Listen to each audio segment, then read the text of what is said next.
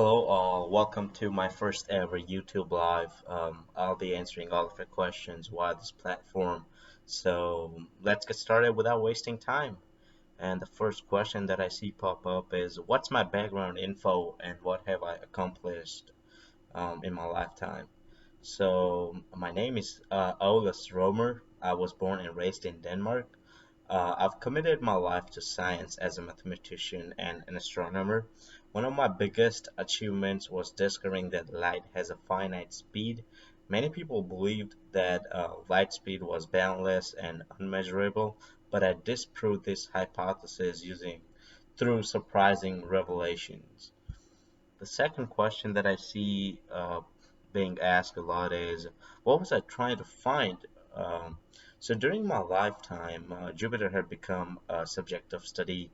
Its four satellites can be seen, and the longitudinal coordinate and universal time can be calculated using computations. Cassini published a table in 1668 that tracked the timings of eclipse for Jupiter's satellites. As a result, I decided to make my own satellite recordings over the course of a few years, and contrary to Cassini's assertion that eclipses occurred at a consistent time, I discovered that when the Earth was closest to the Jupiter, the eclipse occurred around 11 minutes early, and 6 months later, when Jupiter was farthest from Earth, the eclipse occurred 11 minutes late. When I tried to make sense of this data, I realized that the discrepancy was caused by finite speed of light. Thus, as you can see, I uncovered something groundbreaking without even looking for it. Another question that I see is, so where did this project or experiment occur? So I kept track of my observations at the Paris Observatory and presented my theory of a finite speed of light to the French Academy of Sciences. Another question that I see is, what other significant events were happening around the world at that point? So from 1644 to 1710, I lived in the midst of the scientific revolution, witnessing Galileo, Bacon, and even Newton make significant contributions to our understanding of the world. Um, Another question is, who else was involved in my project?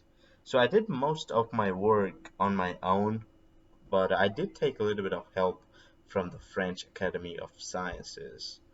Um, Other question that I see is, what was my role in the project? So, well, as I said earlier, I was the initiator. Through my discovery and calculations, I laid the groundwork for other scientists to come up and do their part.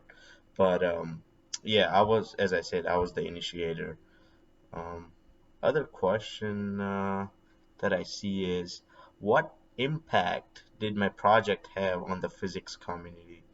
So the speed of light was later refined by the efforts of physicists like Dorset and Froome, as well as many others. Um, this quantity can be used to find more answers to questions about the world around us. The link between wavelength and frequency, for example, is crucial in the study of electromagnetic waves, diffraction relativity, nuclear physics, and many other fields. None of it would have made sense if they did not understand the speed of light, which began with me.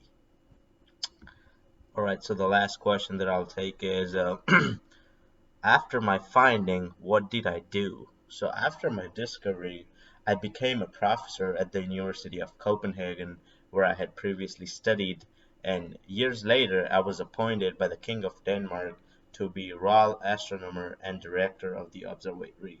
I held a variety of titles and even served as a mayor. Over the course of my life, I've been labeled an astronomer, an engineer, a physicist, and even a politician. So I think that's all for today. Thanks so much for joining in, and have a good one.